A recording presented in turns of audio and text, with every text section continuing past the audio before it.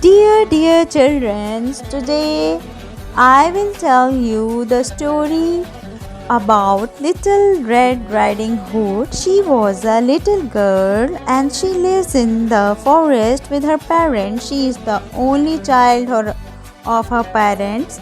This story is written by Mr. Charles. Little Red Riding Hood lived with her mother and father in a house in the forest. One day, Little Red Riding Hood mother said, "Will you take these cakes to grandmother?" "Yes," said Little Red Riding Hood, and off she went. Grandmother's house was on the other side of the forest. A wolf lived in the forest. When the wolf saw Little Red Riding Hood, he said, "I will eat her all up." He ran to grandmother's house. Little Red Riding Hood knocked on her grandmother's door. "Come in," said a funny voice. Little Red Riding Hood went in the house.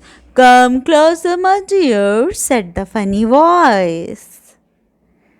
"Oh, grandmother, Little Red Riding Hood, what big ears you have!" "All the better to hear you with, my dear," said the funny voice. "Come closer." "Oh, grandmother," said Little Red Riding Hood, "what big eyes you have!"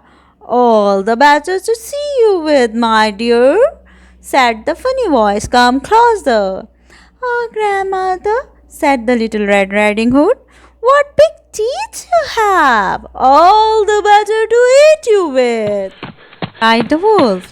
The wolf jumped up and chased Little Red Riding Hood round and round the house. "Help!" cried Little Red Riding Hood. Hood's father was in the forest. He ran to grandmother's house to help. The wolf jumped up when she saw Little Red Riding Hood's father. Then he ran and ran. He was never seen in the forest again.